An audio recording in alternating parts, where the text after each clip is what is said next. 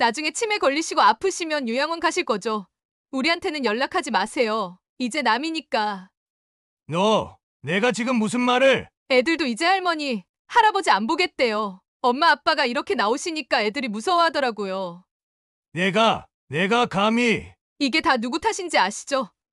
자식 인생도 망치고 손주들 마음에도 상처 주고 나중에 보고 싶다고 후회하지 마시고요. 이런 게 부모예요? 누가 낳아달라고 했냐고, 책임도 못 질 자식을 왜 낳았냐고. 너는 이제 더 이상 내 딸이 아니다. 그래요. 저도 이제 부모님 없는 걸로 할게요. 앞으로 아프셔도 돌아가셔도 절대 연락하지 마세요. 그래. 나가. 다시는 오지 마라. 엄마도 진짜 한심한 거 알아? 아빠 말리지도 못하고 당신들 진짜 최악의 부모인 것만 알아도 나중에 후회하지 마세요. 당신들이 먼저 시작한 거예요. 사연을 듣고 난 후 각자의 의견을 댓글로 남겨주시기 바랍니다. 사소한 댓글이라도 사연자분에게 큰 힘이 될 수 있습니다. 각색될 수 있고 사연자분의 입장에서 구성될 수 있습니다. 은석호 씨는 어린 시절 가난한 농부의 5째 아들로 태어났습니다. 국민학교를 겨우 졸업하고 15살부터 건설 현장에서 막노동을 시작했습니다. 남들은 책가방을 메고 학교로 향할 때 그는 무거운 벽돌과 시멘트를 나르며 하루하루를 버텼습니다. 점심시간이면 멀리 교복 입은 학생들이 지나가는 모습을 보며 가슴 한켠이 아려왔지만 자신의 처지를 한탄할 겨를도 없었습니다. 18이 되던 해 그는 서울로 올라왔습니다.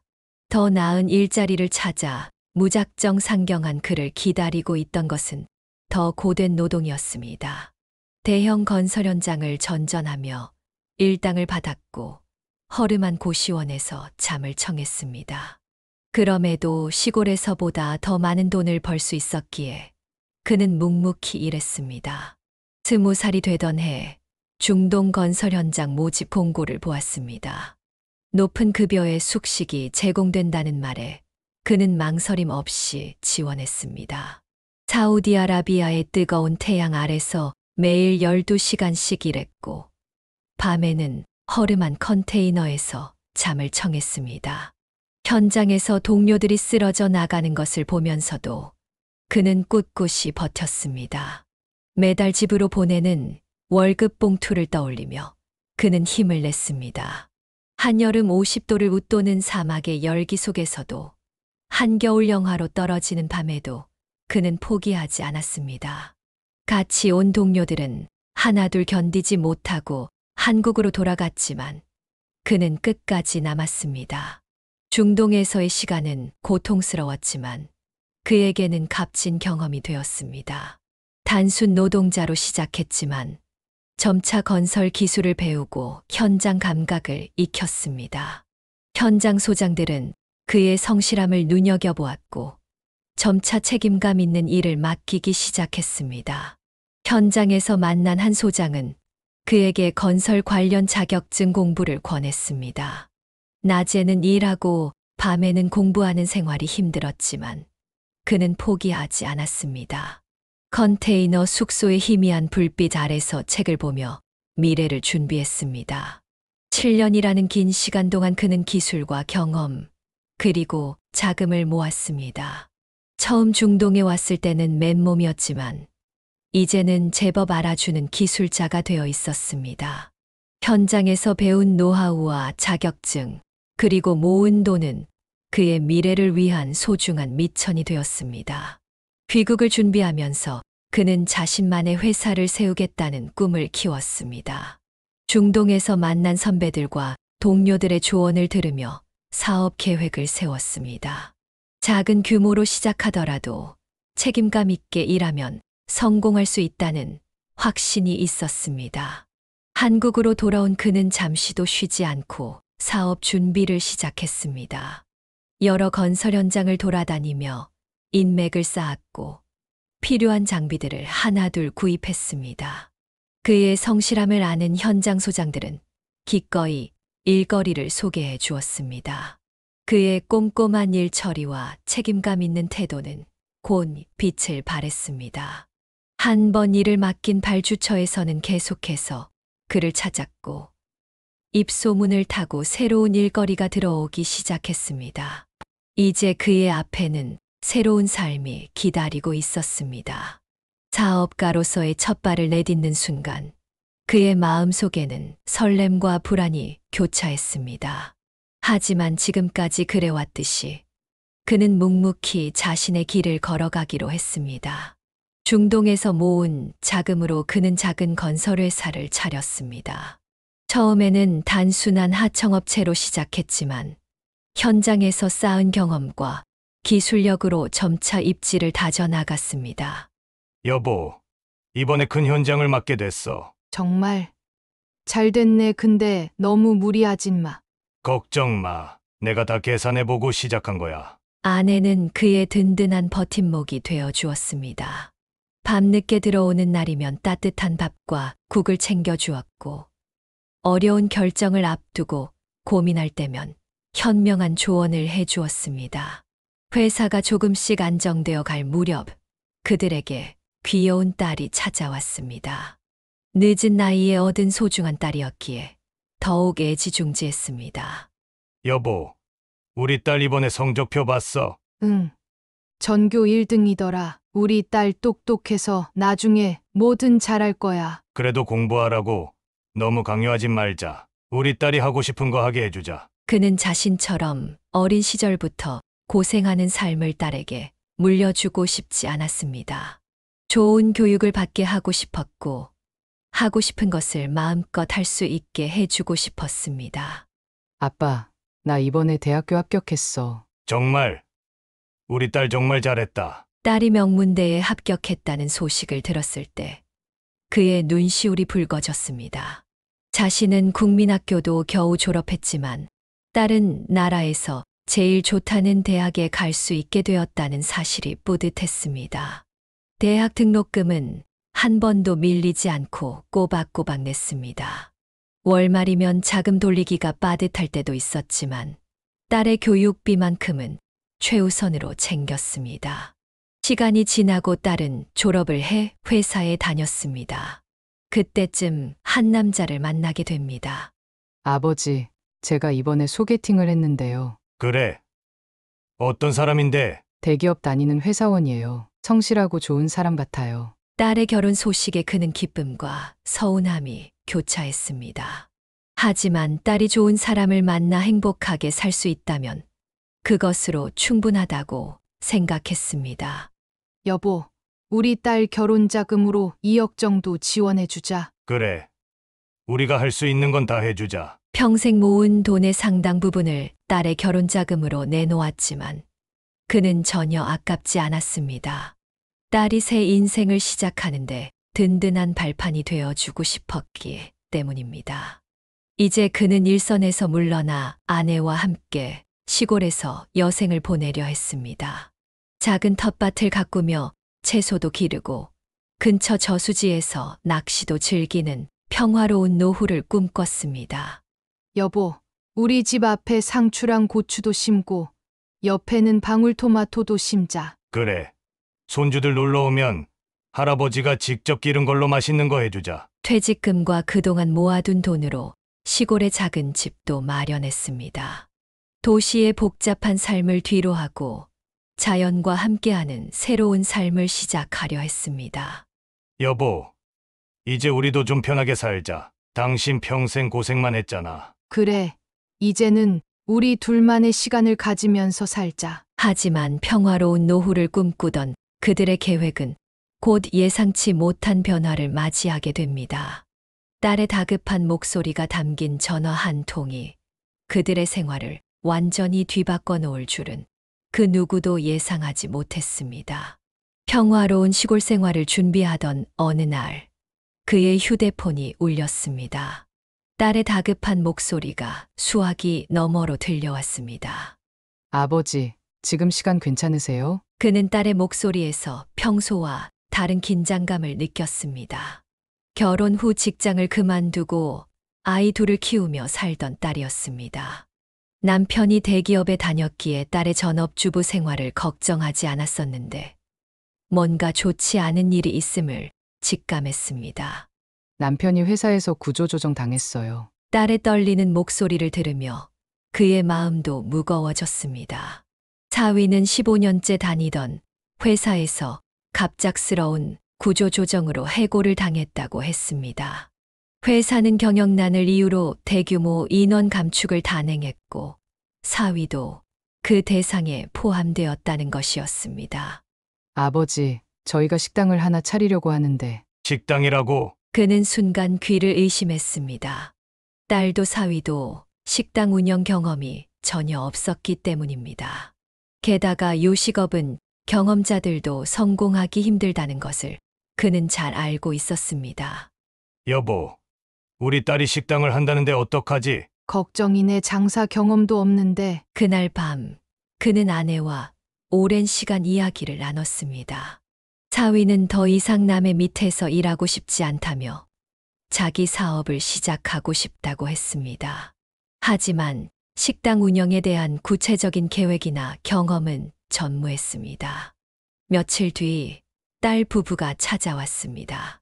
사위는 창업 자금이 필요하다며 도움을 요청했고 식당 운영에 대한 막연한 계획들을 늘어놓았습니다.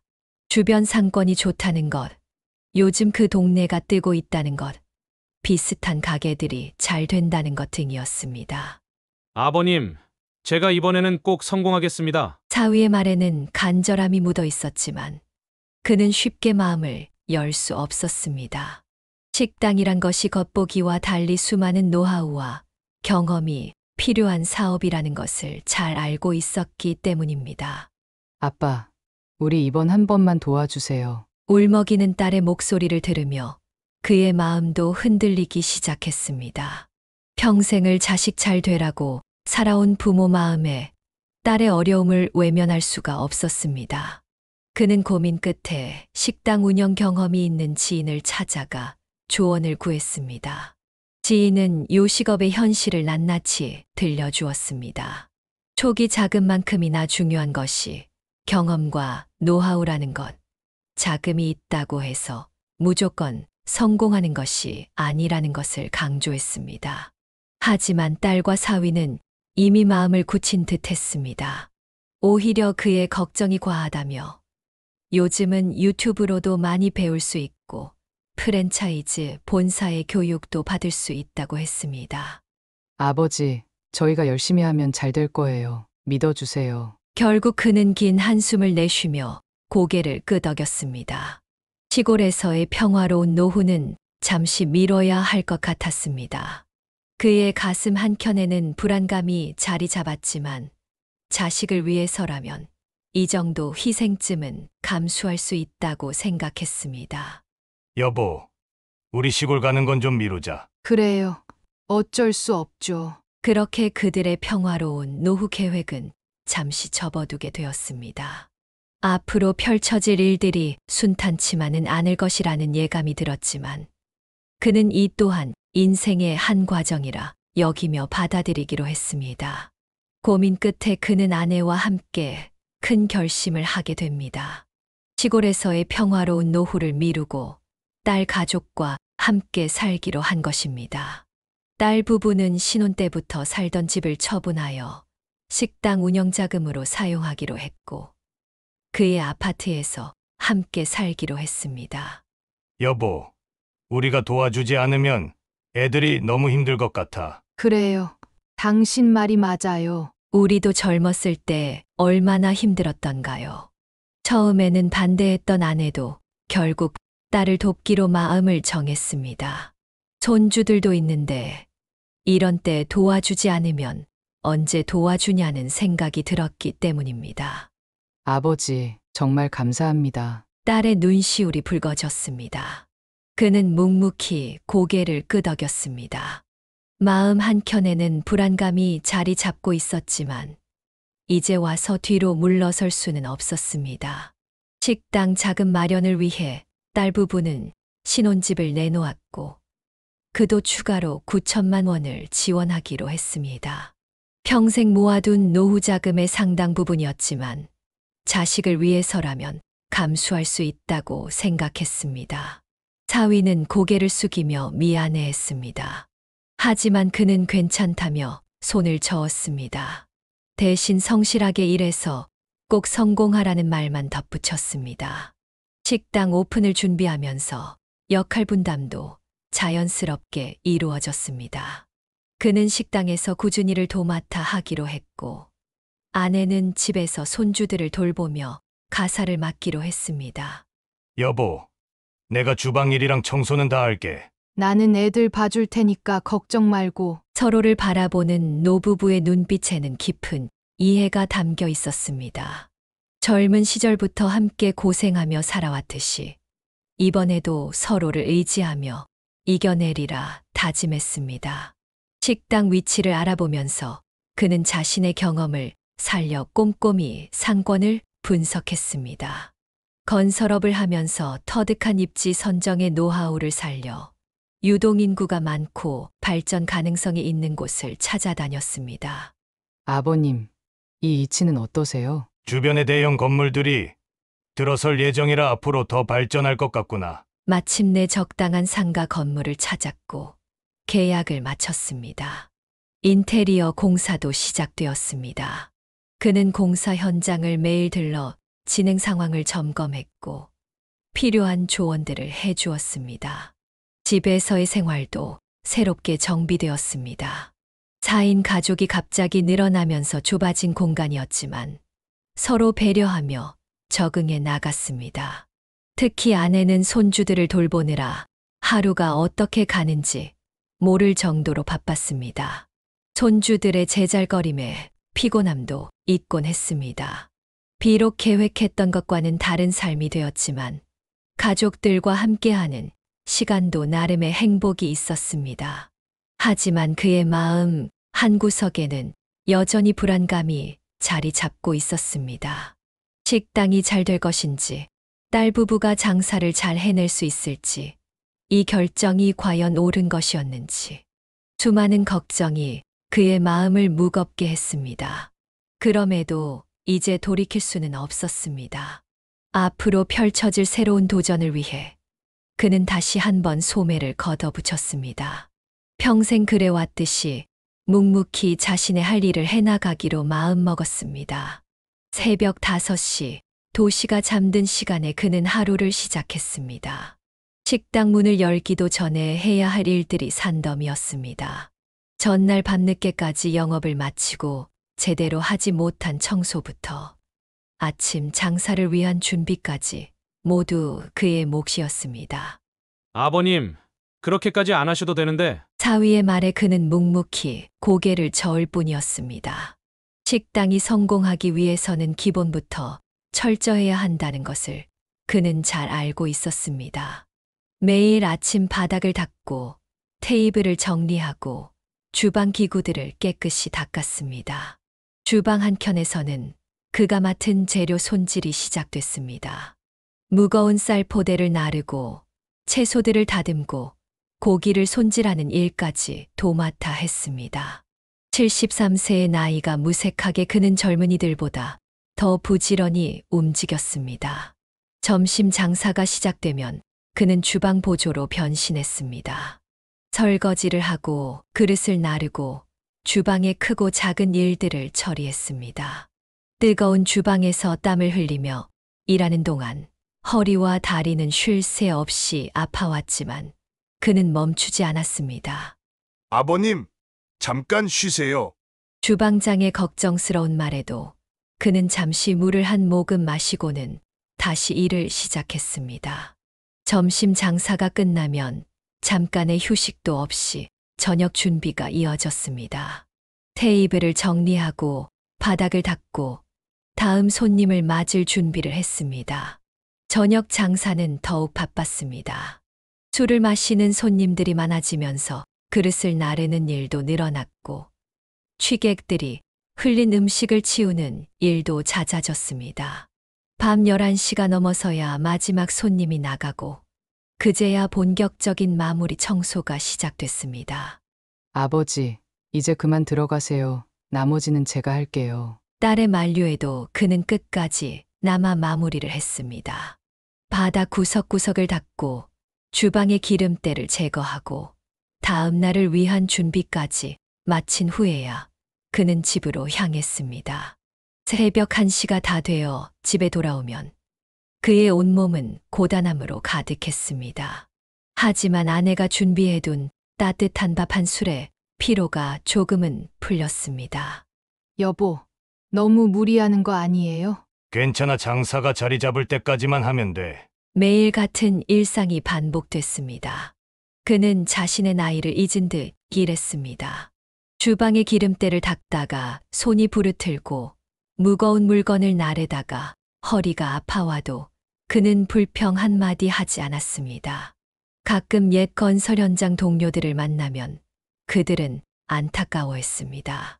평생 고생하다 이제 좀 쉬려던 참에 다시 고된 일을 시작했다며 걱정의 말을 건넸습니다. 하지만 그는 웃으며 괜찮다고만 했습니다. 식당은 잘 돼가나? 그래. 조금씩 손님들이 늘어나고 있어. 실제로 식당은 겨우 손익분기점을 맞추는 수준이었지만 그는 희망을 버리지 않았습니다. 언젠가는 딸 부부가 안정적으로 식당을 운영할 수 있을 거라 믿었기 때문입니다. 하지만 시간이 갈수록 그의 체력은 한계에 다다랐습니다. 밤늦게까지 이어지는 고된 노동은 노인에게는 너무나 버거운 일이었습니다. 그럼에도 그는 자신의 고단함을 내색하지 않았습니다. 딸과 사위가 걱정할까봐, 그리고 무엇보다 식당이 잘 되길 바라는 마음에서였습니다. 그가 식당에서 고군분투하는 동안 집에서는 아내가 또 다른 전쟁을 치르고 있었습니다. 아침 일찍부터 초등학생인 큰 손주를 학교에 보내고 어린이집에 다니는 작은 손주를 챙기느라 하루도 쉴 틈이 없었습니다. 할머니, 나 학교 준비물 필요해요. 할머니, 배고파요. 끊임없이 이어지는 손주들의 요구에 아내는 종일 분주했습니다. 식사 준비는 물론 학원 통학, 숙제 봐주기까지 모든 것이 그녀의 몫이었습니다. 본인의 허리 통증도 잊은 채 하루 종일 손주들을 위해 헌신했습니다. 여보, 오늘도 늦네요. 미안해. 마무리 청소하느라. 밤늦게 돌아온 그는 아내의 피곤한 얼굴을 마주했습니다. 식당 일도 힘들었지만 아내의 고단함이 더 마음에 걸렸습니다. 예전에는 둘이서 여유롭게 보내던 시간이었는데 이제는 서로 얼굴 보기도 힘들었습니다. 생활비 문제는 더욱 심각했습니다. 딸 가족이 합류하면서 월세는 물론 공과금, 식비까지 모든 지출이 늘었습니다. 하지만 딸 부부는 식당 운영이 아직 안정되지 않았다는 이유로 생활비를 내지 않았습니다. 여보, 통장 잔고가 자꾸 줄어드네요. 그래도 어떡하겠어. 지금은 애들이 힘들 때인데. 매달 나가는 카드값을 확인할 때마다 그들의 한숨은 깊어졌습니다. 식당 운영 자금으로 9천만 원을 지원한 것도 모자라 이제는 매달 생활비까지 책임져야 했습니다. 아버님, 이번 달도 카드값이 좀 많이 나왔네요. 사위는 미안한 듯 말을 꺼냈지만 실질적인 해결책은 제시하지 않았습니다. 오히려 식당 운영비가 부족하다며 추가 지원을 요청하기도 했습니다. 손주들의 학원비와 용돈까지 노부부의 책임이 되었습니다. 아이들이 원하는 것을 사주지 못할 때면 안타까웠지만 이제는 그럴 여유조차 없었습니다. 할머니, 친구들은 다 새학용품 샀는데. 손주의 말에 아내는 가슴이 아팠습니다. 전에는 떼쓰는 손주들의 요구도 다 들어주었는데 이제는 필요한 것조차 제때 사주기 어려웠습니다. 퇴직금과 그동안 모아둔 노후 자금은 눈 녹듯 줄어들었습니다. 매달 통장 잔고를 확인할 때마다 앞으로의 생활이 걱정되었지만 자식들 앞에서는 내색할 수 없었습니다. 여보, 우리 앞으로 어떡하지? 걱정 마. 식당만 자리 잡으면 괜찮아질 거야. 서로를 위로하는 말을 건넸지만 둘 다 마음속으로는 깊은 근심을 안고 있었습니다. 평생 모은 돈이 이렇게 빠르게 줄어들 줄은 생각도 못했습니다. 더욱 안타까운 것은 딸 부부의 태도였습니다. 부모의 도움을 당연하게 여기는 듯한 모습에 그들의 마음은 조금씩 상처받기 시작했습니다. 하지만 그들은 여전히 자식 걱정에 밤잠을 설치며 묵묵히 자신들의 역할을 해내고 있었습니다. 4년이란 시간이 흘렀습니다. 식당은 꾸준히 성장했고 월 매출도 크게 늘었습니다. 하지만 매출이 늘어갈수록 딸과 사위의 태도는 점점 더 거만해져 갔습니다. 아버님, 이게 뭐예요? 설거지를 이따위로 하시면 어떡해요? 어느 날 사위는 그가 닦아놓은 그릇을 바닥에 내던지며 소리를 질렀습니다.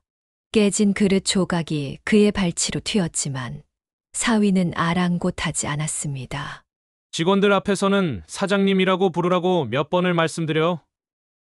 아직도 김서방이라고 부르시면 어떡해요? 다른 직원들 앞에서 제 권위가 제대로 서겠어요? 이봐요. 아저씨 여기 바닥 좀 닦아주세요. 딸은 일부러 다른 직원들 앞에서 그를 반말로 부르며 하대했습니다. 자신의 친아버지를 아저씨라 부르는 딸의 모습에 그의 가슴은 찢어질 듯 아팠습니다. 현아야, 아버지한테까지 그러지 마. 아내가 조심스럽게 말을 꺼내자 딸은 더욱 격양된 목소리로 소리쳤습니다. 엄마도 참, 이제 여기는 우리 가게라고요. 아빠가 투자했다고 해서 우리 식당 일에 간섭하지 마세요. 주방에서는 더 심한 일들이 벌어졌습니다. 사위는 일부러 그에게 가장 힘든 일을 시켰고 조금이라도 마음에 들지 않으면 다른 직원들 앞에서 막말을 퍼부었습니다. 아니, 이것도 제대로 못하세요? 월급을 받아가시는 거 아니에요? 봉사활동 아니잖아요. 그가 투자한 9천만 원은 마치 없었던 일처럼 취급되었습니다. 4년간 매일 12시간씩 일한 그의 노고는 온데간데 없이 사라졌고 이제 그는 그저 나이든 허드렛일하는 직원 취급을 받았습니다. 밤마다 아내와 마주 앉아 한숨만 쉬었습니다. 식당 성공을 위해 모든 것을 바쳤던 부모의 마음을 딸 부부는 전혀 이해하지 못하는 듯 했습니다. 아버님, 앞으로는 주방 일만 하세요. 손님들 계신 데는 나오지 마시고요. 그게 무슨 말이냐? 아무래도 나이 드신 분이 서빙하시는 게 손님들 눈에 안 좋아 보여서요. 사위의 말에 그는 말문이 막혔습니다. 지금까지 수많은 단골 손님들이 그의 성실함과 친절함을 칭찬했는데 이제는 그저 나이 든 종업원이라는 이유로 주방에 처박히게 된 것입니다. 아빠, 이제 그만 좀 하시죠. 매일 이렇게 늦게까지 계시면 다른 직원들도 눈치 보여서 일찍 퇴근도 못해요. 딸은 마치 귀찮은 존재를 대하듯 그를 대했습니다. 식당이 잘 되기 전에는 언제나 아버지, 아버지 하며 살갑게 굴더니 이제는 마치 다른 사람이 된 것만 같았습니다. 매일 밤 아내와 이야기를 나누며 그는 눈물을 훔쳤습니다. 자식을 위해 평생을 바쳐 살아왔는데 돈 앞에서 이렇게 달라질 수 있다는 게 도저히 믿기지 않았습니다. 하지만 그는 여전히 새벽 5시면 어김없이 식당 문을 열었습니다. 아무리 가슴 아파도 아무리 서럽더라도 자식이기에 포기할 수 없었습니다. 그렇게 그의 가슴 속 응어리는 날이 갈수록 더욱 깊어만 갔습니다. 어느 무더운 여름날 사위는 그를 사무실로 불렀습니다. 평소와 다른 차가운 분위기에 그는 불길한 예감을 느꼈습니다.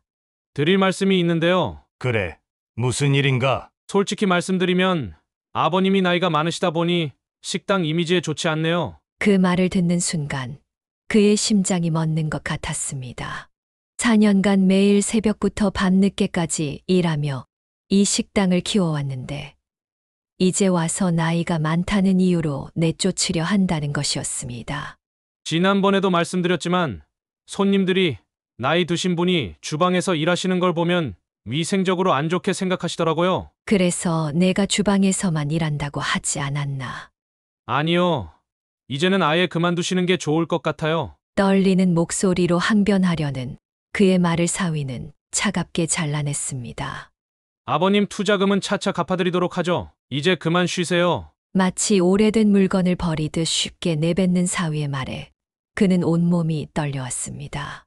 여보, 우리 아버님 연세가 있으시니 이제 그만. 옆에서 딸이 사위의 말에 거들었습니다. 그동안의 갑질이 모두 이런 날을 위한 것이었다는 걸 뒤늦게 깨달았습니다. 목이 메어 말이 제대로 나오지 않았습니다. 매일 새벽 5시면 어김없이 출근해 밤늦게까지 일했던 시간들, 무거운 식자재를 나르며 허리가 휘어질 때도 참았던 순간들, 모든 것이 주마등처럼 스쳐 지나갔습니다. 아버님, 저희도 아버님 생각해서 하는 말씀이에요. 이 나이에 무슨 일을... 사위의 위선적인 말투에 그의 가슴은 더욱 찢어질 듯 아팠습니다. 자신이 9천만 원을 투자하고 4년간의 노동으로 이 식당을 일궈냈는데 이제는 마치 쓸모없는 늙은이 취급을 당하고 있었습니다.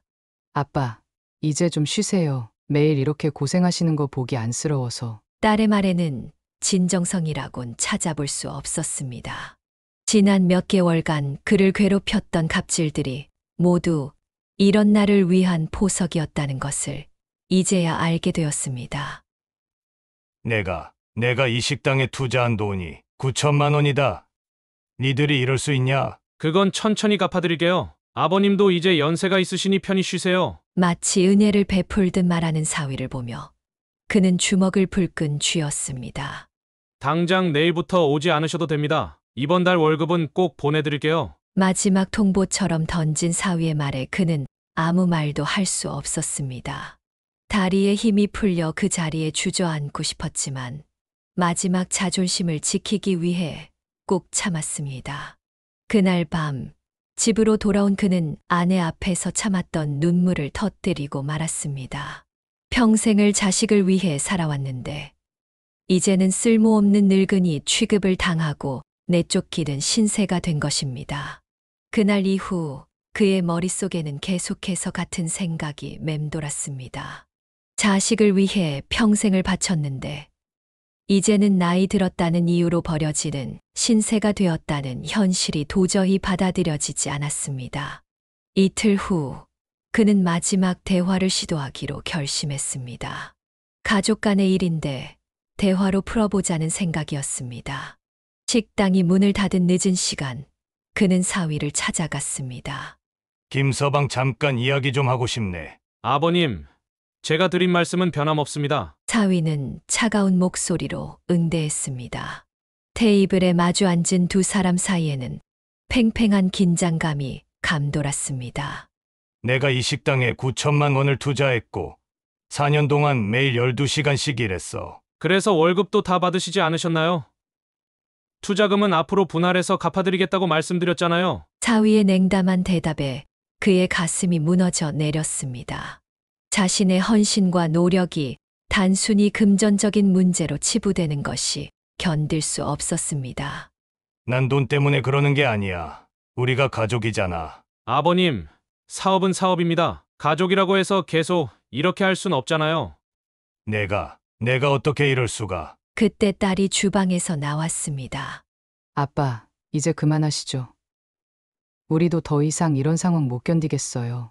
무슨 상황을. 아빠가 계속 이러시니까 직원들도 눈치 보이고 손님들도 불편해 하시잖아요. 딸의 말 한마디 한마디가 비수가 되어 그의 가슴을 파고들었습니다. 자신이 이 식당의 장애물이 되었다는 듯한 말투에 숨이 막혀왔습니다. 난 그저 너희를 돕고 싶었을 뿐인데. 도와주신 건 감사하지만 이제는 아버님이 안 계시는 게 식당을 위해 더 좋을 것 같아요. 사위의 말에는 조금의 미안함도 느껴지지 않았습니다. 마치 오래된 가구를 처분하듯 차갑게 말을 이어갔습니다. 아버님 연세에 이런 고된 일 하시는 거 보기도 안쓰럽고. 내가 언제 힘들다고 말한 적 있냐? 떨리는 목소리로 항변했지만 돌아오는 것은 더 큰 상처뿐이었습니다. 아빠, 우리가 아빠 돈 떼먹을까봐 그러세요? 걱정 마세요. 다 갚을 테니까. 딸의 말에 그는 말문이 막혔습니다. 자신의 진심이 이렇게 왜곡되어 전달될 줄은 몰랐습니다. 난 그런 게 아니라. 아버님, 이제 그만 가보시죠. 저희도 피곤하네요. 사위는 마치 손님을 내쫓듯 그를 밀어냈습니다. 그 순간 그는 깨달았습니다. 더 이상의 대화가 무의미하다는 것을. 비틀거리는 발걸음으로 식당을 나서는 그의 눈에서는 뜨거운 눈물이 흘러내렸습니다. 그날 밤 부부는 서로를 부둥켜 안고 한없이 울었습니다. 자식을 위해 모든 것을 바쳤던 지난 날들이 주마등처럼 스쳐 지나갔습니다. 그로부터 일주일 후 더욱 충격적인 일이 벌어졌습니다. 딸과 사위는 퇴근 후 집으로 돌아온 그들 앞에 봉투 하나를 내밀었습니다. 아버님, 투자하신 9천만 원입니다. 이제 이사 나가주셨으면 해요. 뭐라고? 그는 자신의 귀를 의심했습니다. 자신의 집에서 나가라니 이게 무슨 말도 안 되는 소리였습니다. 아빠, 엄마, 우리가 여기서 같이 사는 건 이제 좀 힘들 것 같아요. 아이들 교육상으로도 안 좋고. 딸의 말에 아내는 그 자리에서 쓰러질 듯했습니다. 손주들을 위해 매일 새벽부터 밤까지 헌신하던 할머니를 이제는 손주들 교육에 방해가 되는 존재로 취급하고 있었습니다. 이게 무슨 말도 안 되는 소리야? 여기가 누구 집인데? 그가 소리를 치자 사위가 차갑게 말했습니다. 아버님, 진정하시죠. 법적으로는 이 집이 아버님 명의지만 저희가 실거주자이고 아이들 학교도 여기 근처잖아요. 그리고 시골로 가신다고 했잖아요. 그냥 저희가 여기서 살게요. 그래, 내가 말한 대로야. 여기는 내 집이야. 내가 왜 나가야 하지? 아빠, 왜 이렇게 비협조적이세요? 우리 애들 생각도 안 하시는 거예요. 딸은 마치 자신들이 피해자인 양 말을 이어갔습니다. 돈도 다 돌려드리는데 왜 이러세요? 아빠, 엄마는 어차피 시골 가실 거 아니었어요? 평생 자식을 위해 살아온 부모를 이제는 돈 몇 푼으로 내쫓으려 하는 현실이 믿기지 않았습니다. 아내는 주저앉아 흐느꼈습니다. 손주들은 할머니의 울음소리가 신경 쓰이는지 귀를 막은 채 방으로 들어갔습니다. 한 달 안으로 나가주셨으면 해요. 애들 방학 전에 적응시켜야 하니까요. 사위는 마치 남의 일을 이야기하듯 덤덤하게 말했습니다. 그들의 눈에는 부모의 고통이나 슬픔 따위는 전혀 보이지 않는 듯 했습니다. 이게 얼마나 큰 돈인 줄 아세요? 은행 대출까지 받아서 마련했다고요. 딸은 봉투를 탁자 위에 던지듯 놓았습니다. 마치 그동안 자신들이 큰 은혜를 베풀었다는 듯한 태도였습니다. 너희가 이럴 수가 있니? 아빠도 이제 아셨으면 해요. 세상이 바뀌었어요. 이제는 자식 생각도 해주셔야죠. 딸의 말 한마디 한마디가 비수가 되어 그들의 가슴을 파고들었습니다. 수십 년간 쌓아온 부모 자식 간의 정이 이렇게 쉽게 무너질 수 있다는 게 믿기지 않았습니다. 당장 내일이라도 공인중개사 불러서 집 알아보시죠. 저희가 소개해드릴게요. 사위의 말에는 조금의 죄책감도 없었습니다. 마치 오래된 세입자를 내쫓듯이 차갑게 말을 이어갔습니다. 그날 밤 노부부는 뜬 눈으로 밤을 지새웠습니다. 자식에게 받은 상처는 너무나 컸고 앞으로 어떻게 살아가야 할지 막막하기만 했습니다. 여보, 우리 정말 이러다 길거리에 나앉는 거 아닐까요? 걱정 마. 내가 어떻게든. 말끝을 맺지 못한 채 그들은 서로를 부둥켜 안고 울었습니다. 창밖으로 비가 내리기 시작했고 그들의 눈물은 빗소리에 묻혀 밤새도록 멈추지 않았습니다. 이튿날 아침 그는 결단을 내렸습니다. 자신을 쫓아내려 했던 자식들에게 같은 방법으로 맞서기로 한 것입니다. 여보, 오늘은 아이들 학교 보내고 현아랑 김서방 식당 간 다음에 행동합시다. 그는 아침 일찍 디지털 도어락 업체에 전화를 걸었고 현관 비밀번호를 새로 설정했습니다.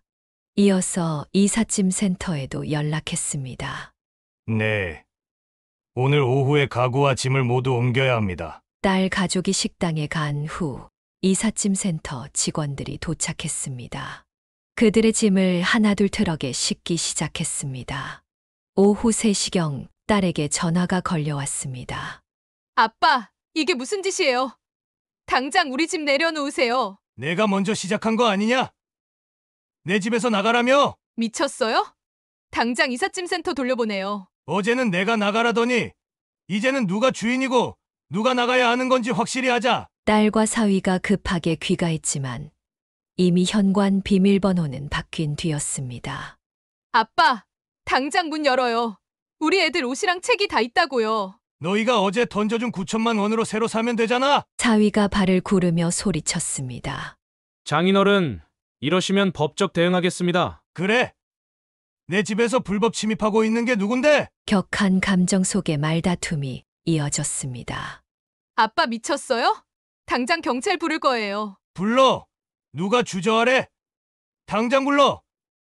이 집 등기부등본이 누구 앞으로 되어 있는지 확인해 보자고. 딸은 울부짖듯 소리쳤습니다. 엄마는 뭐 하고 계세요? 아빠 좀 말려보세요. 너희가 어제 우리 보고 나가라고 할 때는 그때는 이런 생각 안 했니? 아내도 떨리는 목소리로 맞섰습니다. 이게 무슨 망나니 같은 짓이에요. 우리 애들은 어떡하고. 니들이 우리 보고 나가라고 할 때는 망나니 짓이 아니었나? 분노와 배신감이 뒤섞인 말들이 오갔습니다. 당신들이 진짜 부모 맞아요? 애들 학교는 어떡하고. 너는 진짜 자식 맞니? 부모를 길거리로 내쫓으려 했던 게 누구야? 이삿짐 센터 직원들은 민망한 듯 고개를 숙인 채 짐을 옮기기 바빴습니다. 이러다 우리 애들 트라우마 생기면 책임질 거예요? 내가 우리 내쫓을 때는 부모 트라우마는 생각 안 났지? 격앙된 감정 속에 서로를 향한 저주와 원망이 끊이지 않았습니다. 이웃들이 하나둘 밖으로 나와 구경하기 시작했고 아파트는 순식간에 난장판이 되었습니다. 아빠, 내가 다시는 당신들 얼굴 안 볼 거예요. 그래. 너 같은 딸 없는 게 더 낫다. 평생 쌓아온 부모 자식 간의 정이 하루 만에 무너져 내렸습니다.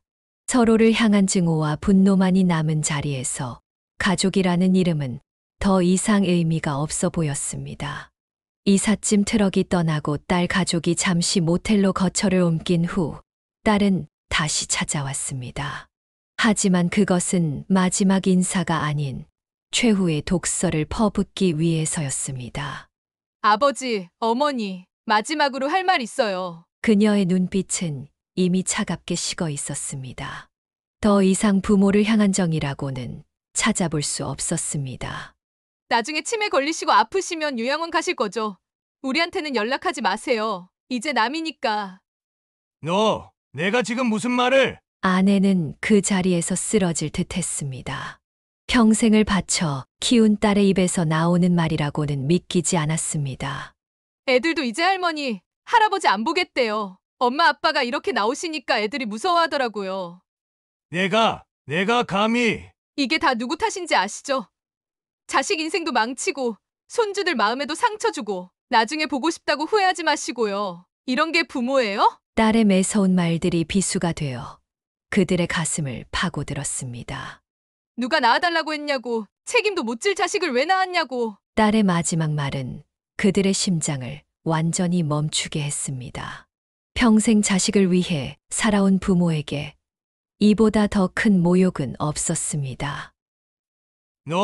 너는 이제 더 이상 내 딸이 아니다. 그가 떨리는 목소리로 말했습니다. 그래요. 저도 이제 부모님 없는 걸로 할게요. 앞으로 아프셔도 돌아가셔도 절대 연락하지 마세요. 그래. 나가. 다시는 오지 마라. 엄마도 진짜 한심한 거 알아? 아빠 말리지도 못하고 당신들 진짜 최악의 부모인 것만 알아도. 아내는 그 자리에 주저앉아 오열했습니다. 젊은 시절부터 온 정성을 다해 키운 딸이 이제는 원수보다 더 무서운 존재가 되어 있었습니다. 나중에 후회하지 마세요. 당신들이 먼저 시작한 거예요. 문을 쾅 닫고 나가는 딸의 뒷모습을 보며 그들은 이제 정말 모든 것이 끝났음을 느꼈습니다. 자식을 위해 바친 평생이 한순간에 무너져 내렸습니다. 무거운 짐을 정리하고 그들은 마침내 서울 생활을 정리했습니다. 아파트를 매매하는 과정에서도 딸 부부는 끝까지 자신들의 몫을 요구했지만 그는 단호하게 거절했습니다. 여보, 이제 진짜 끝이지? 내려가면 되지? 그래, 여기서는 더 이상 살 수 없을 것 같아. 전라도 시골의 작은 마을, 그들이 선택한 새로운 보금자리였습니다. 서울 아파트를 팔아 조용한 시골집을 마련하고 남은 돈은 노후 자금으로 저축했습니다. 여기 공기 좋네요. 그래. 이제 우리끼리 조용히 살자. 봄이 시작되는 시골 마을은 평화로웠습니다. 앞마당에는 작은 텃밭을 일구었고 상추와 고추, 방울토마토, 모종을 심었습니다. 그동안 잊고 살았던 농부의 감각이 조금씩 되살아났습니다. 여보, 이 상추 좀 봐요. 잎이 싱싱하네. 그러게. 우리가 직접 기른 거라 더 예쁜가 봐. 식당 일로 굳어있던 그의 허리는 텃밭을 가꾸며 조금씩 풀려갔습니다.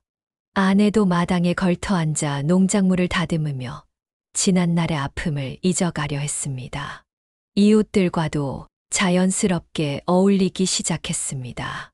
도시에서는 느낄 수 없었던 인심이 있었고 서로를 걱정하고 배려하는 마음이 따뜻했습니다. 석호 씨, 이거 우리 집에서 담근 김치여 좀 가져가서 드셔봐. 아이고, 감사합니다. 저희도 텃밭에서 딴 상추랑 고추 좀 드릴게요. 가끔 손주들 생각이 날 때면 마음이 아팠지만 서로를 바라보며 위로했습니다. 어느 날 아내가 손주들 사진을 보며 울고 있는 것을 발견했습니다.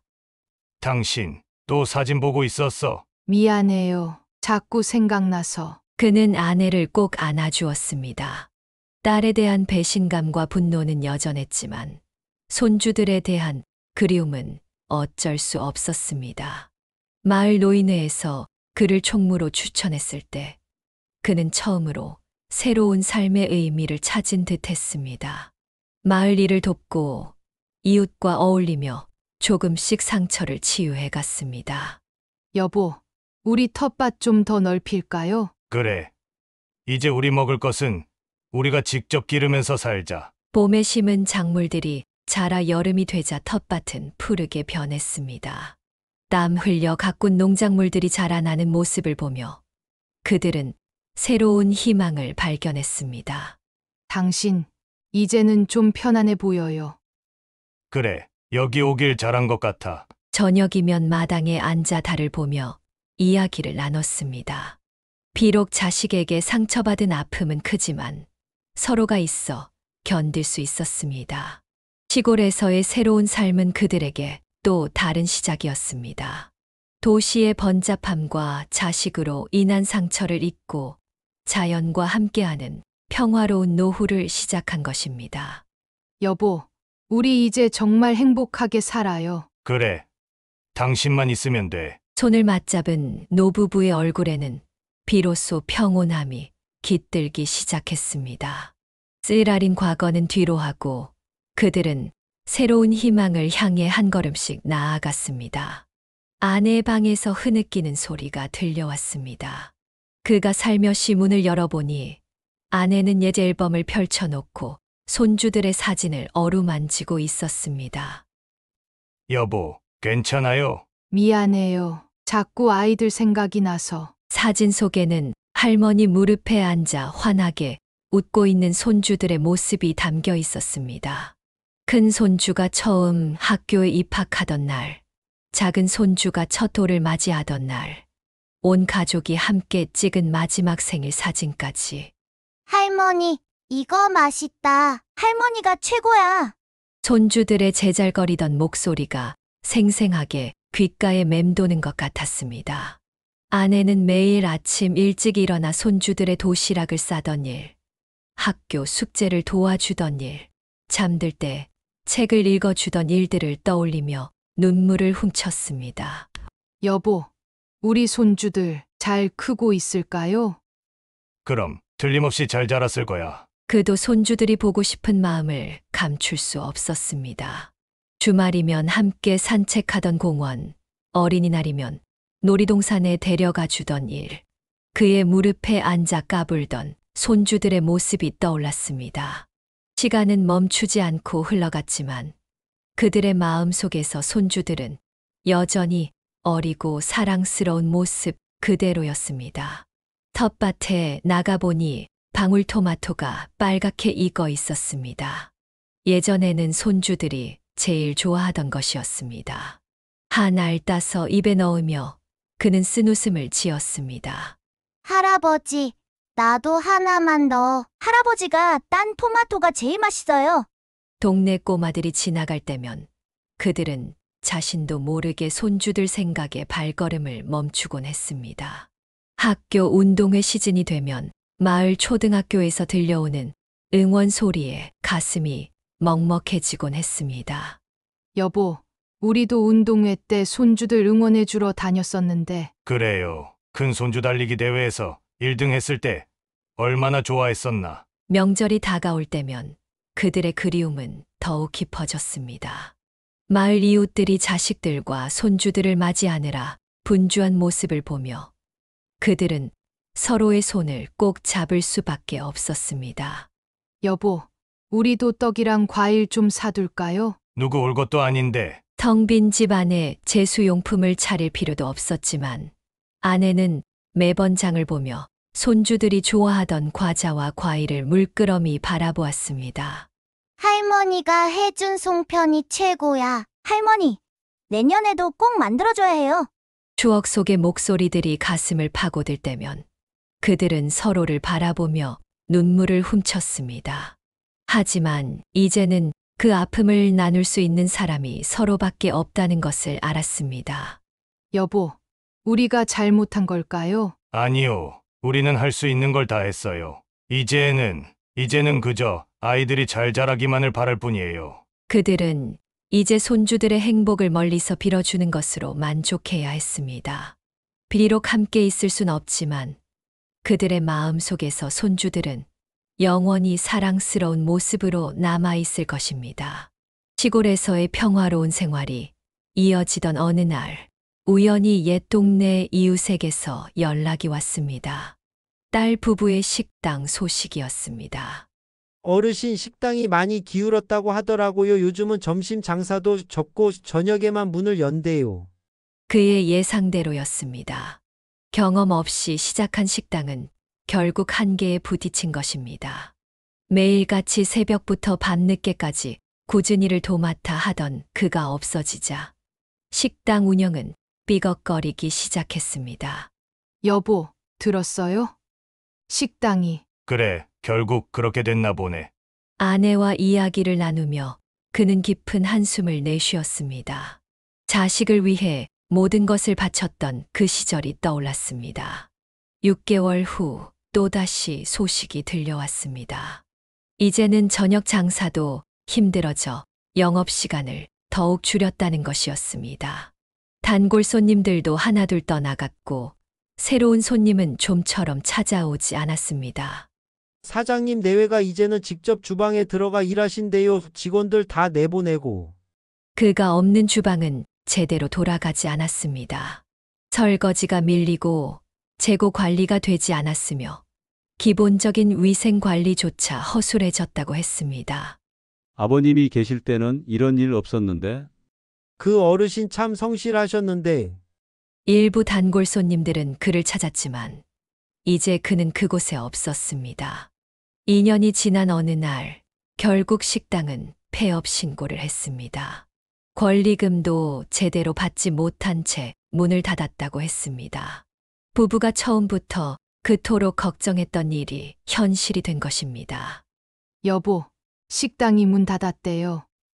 그래, 어쩌면 이렇게 될 줄 알았어. 그는 담담하게 받아들였습니다.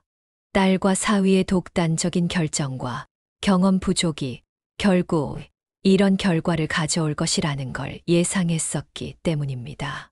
장사가 얼마나 힘든 건데 경험도 없이. 그는 중얼거렸습니다. 4년간 매일같이 새벽부터 밤늦게까지 일하며 쌓은 노하우가 얼마나 중요한 것이었는지 이제야 딸 부부도 깨달았을 것입니다. 빚도 많이 졌다던데. 이웃의 전언에 따르면 식당 운영 실패로 딸 부부는 상당한 빚을 지게 되었다고 했습니다. 권리금을 올려받으려다 시기를 놓쳤고 결국 보증금 일부도 날리게 되었다는 것이었습니다. 당신 걱정되진 않아요? 이제는 그들의 인생이야. 우리가 어떻게 할 수 있는 일이 아니지. 마음 한켠이 아프긴 했지만 그는 더 이상 개입하고 싶지 않았습니다. 한 번 무너진 신뢰는 그렇게 쉽게 회복될 수 있는 것이 아니었기 때문입니다. 텃밭의 작물들을 가꾸며 그는 생각했습니다. 사업이란 것이 얼마나 많은 정성과 경험을 필요로 하는지, 부모의 마음을 저버린 대가가 얼마나 큰 것인지를. 하지만 이제 그것은 모두 지나간 일이 되었습니다. 식당 폐업 2년 후 어느 날 낯선 번호로 전화가 걸려왔습니다. 수화기 너머로 들려온 것은 오랫동안 듣지 못했던 딸의 목소리였습니다. 아버지 저예요. 그의 심장이 멈칫했습니다. 2년 만에 들리는 딸의 목소리는 초라하고 비참해 보였습니다. 누구시죠?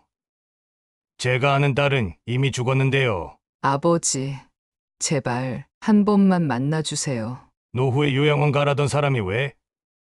이제 와서 뭘 바라는 거지? 침묵이 이어졌습니다. 딸의 흐느끼는 소리가 들렸지만 그의 마음은 이미 차갑게 식어 있었습니다. 며칠 후 딸 부부가 찾아왔습니다. 한때 거만하기만 했던 사위는 고개를 푹 숙인 채 말 한마디 못하고 있었고 딸은 여위고 초췌한 모습이었습니다. 아버지 저희가 잘못했어요. 제발 도와주세요. 도와달라고? 누가 낳아달라고 했냐며? 책임도 못 질 자식 낳았다고 저주하던 그 입으로? 아버지, 이제 와서 무슨 낯짝으로 찾아온 거야? 니들 때문에 우리가 얼마나 큰 상처를 받았는지 알기나 해? 아내도 더는 참지 못하고 소리쳤습니다. 너희가 우리 보고 치매 걸리면 요양원 가라며? 이제 와서 뭘 바라는 거니? 어머니, 그때는 제가 미쳤었나 봐요. 미쳤다고? 그래, 내가 미쳤지. 부모를 내쫓으려 했던 그 독한 마음은 어디서 나온 거야? 사위가 무릎을 꿇었습니다. 죄송합니다. 저희가 식당하면서 빚을 너무 많이 졌습니다. 이제는 이자도 못 갚고. 빚? 그래서 이제 와서 부모를 찾는 거야? 돈이 필요해서? 그는 비웃듯 말했습니다. 당신들이 우리 쫓아낼 때는 언제고 이제 와서 이러는 거야? 아버님, 제발 그만. 더 이상 듣고 싶지 않아. 나가. 아빠 저희 애들이 이제 학교도 못 다닐 것 같아요. 딸이 울먹이며 말했습니다. 애들, 그때는 우리더러 손주들 볼 자격도 없다며? 할머니 할아버지 보면 안 된다고 하지 않았어? 잘못했어요. 정말 죄송해요. 미안하다고 하면 다 되는 줄 아나? 우리 마음에 받은 상처가 얼마나 큰 줄 알아? 아내는 분노와 슬픔이 뒤섞인 목소리로 외쳤습니다. 너희가 우리 내쫓을 때 그때 우리 마음은 생각 안 했지? 이제 와서 무슨? 엄마, 나가. 당장 나가. 이제 우리한텐 자식이 없어. 그들이 떠난 후 노부부는 서로를 붙잡고 한동안 울었습니다. 자식에 대한 미움보다 더 큰 것은 부모로서의 안타까움이었지만 이미 돌이킬 수 없는 강을 건넌 후였습니다. 여보, 우리가 너무 심했나요? 아니요, 이게 당연한 거예요. 그들이 우리에게 한 짓을 잊지 말아야 해요. 그날 이후 딸은 몇 번이고 연락을 시도했지만 그들은 전화를 받지 않았습니다. 한번 무너진 신뢰는 그 어떤 말로도 회복될 수 없었기 때문입니다. 딸의 방문 이후 그는 더욱 단호한 결심을 하게 됩니다. 서울 아파트를 처분하고 받은 돈과 평생 모아둔 저축으로 노후 자금은 충분했지만 더 이상 자식을 위해 그 돈을 쓰지 않기로 한 것입니다. 여보, 이제는 정말 우리 둘만 생각하면서 살아요. 그래요. 이제 더 이상 상처받고 싶지 않아요. 봄이 되자 그들은 텃밭을 더 넓혔습니다. 상추, 고추, 방울토마토는 물론 감자와 고구마까지 심었습니다. 농사일에 집중하다 보면 마음의 상처도 조금씩 아물어 갔습니다. 당신, 이 상추 좀 봐요. 잎이 얼마나 예쁘게 자랐나. 그러게 우리가 정성껏 가꾼 만큼 이렇게 보답하나 봐. 이웃들과도 더욱 돈독해졌습니다. 주말이면 마을 노인회관에 모여 바둑도 두고 때로는 근처 계곡으로 소풍을 가기도 했습니다. 석호 씨, 이번 주말에 우리 집에서 막걸리 한잔 할까요? 그래요. 우리 텃밭에서 딴 상추랑 고추도 가져갈게요. 가끔 동네 이웃들이 손주 이야기를 할 때면 아내의 눈시울이 붉어지곤 했습니다.